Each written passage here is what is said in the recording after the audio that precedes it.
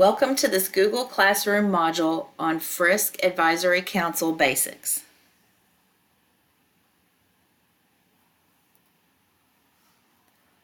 The objective of this module is to provide a basic overview for understanding the purpose, composition, responsibilities, and requirements for FRYSC Advisory Councils.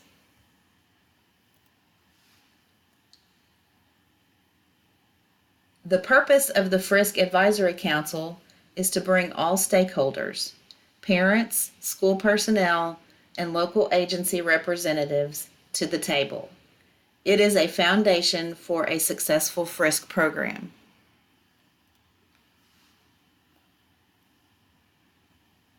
Advisory councils are formed to support the FRYSC programs and activities. This can be done through hands-on involvement, promotion of center activities, advocacy, fundraising, and volunteer recruitment.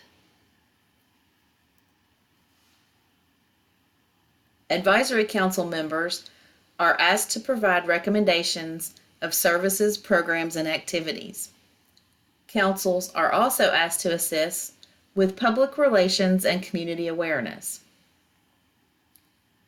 Although they are asked to collaborate with other groups, including the PTO or PTA, school board, and school administrators, they have no supervisory authority over center staff.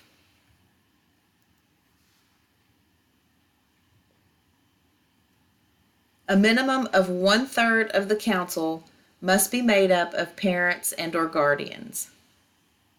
This group is defined as anyone who has legal custody of a student and who is not employed by the school district in any capacity. A maximum of 1/3 of the council can be made up of school staff. This group is defined as anyone employed in any capacity by the school district.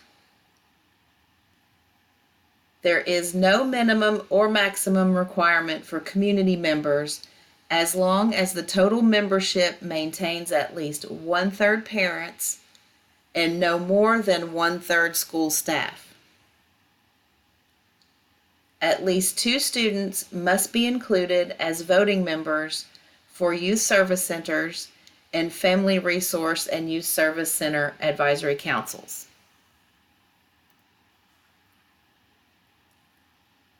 Advisory councils must reflect the socioeconomic, gender, ethnicity, and cultural diversity of the community.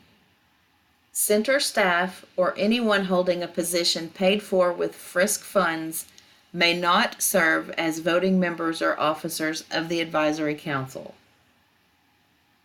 It is strongly recommended that principals and district contacts serve as non-voting members of the advisory council.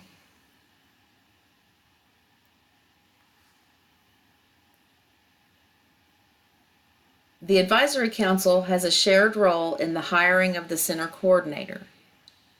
The advisory council must recommend an applicant either directly to the superintendent or through the site-based decision-making council if one is in place.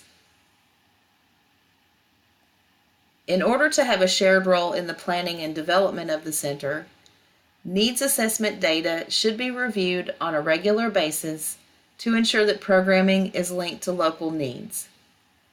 Implementation and results data should be used by the advisory council to determine the types of programs and services that the center implements. The effectiveness of these programs should be reviewed and evaluated by the council members at meetings. Council meetings take place at least every other month, excluding June and July, and the center budget must be reviewed at every meeting.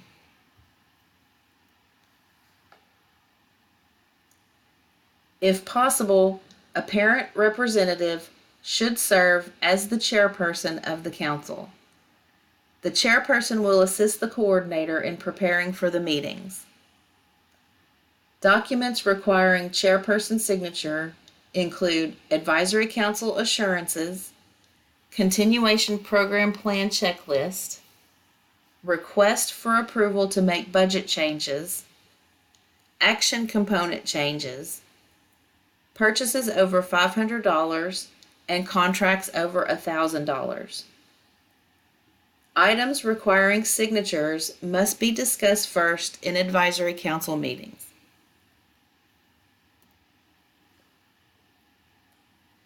Advisory council meetings must be held at least every other month, excluding June and July.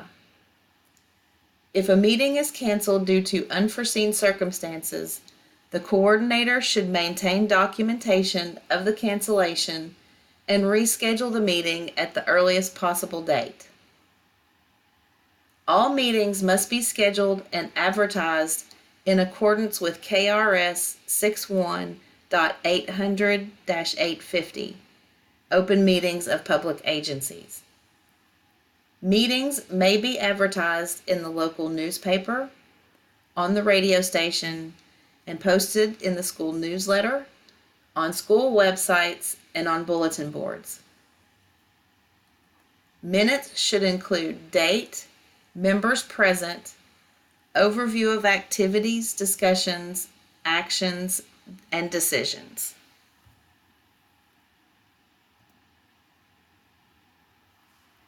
Minimum requirements for center bylaws include the following: name of the council, purpose of the council, membership and decision-making strategy, meeting guidelines, the amendment process, the process for removing inactive members,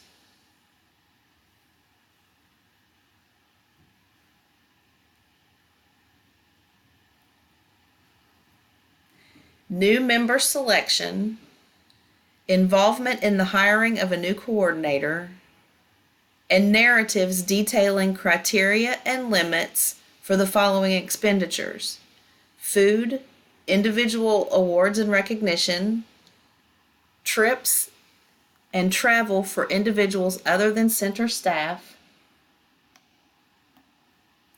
basic needs or emergency assistance. Please confirm specific advisory council documentation management requirements with your regional program manager. Thank you for watching this Advisory Council Basics module, and please complete the Advisory Council 321 Reflection quiz activity in the Google Classroom assignments to ensure proper credit for completing the module.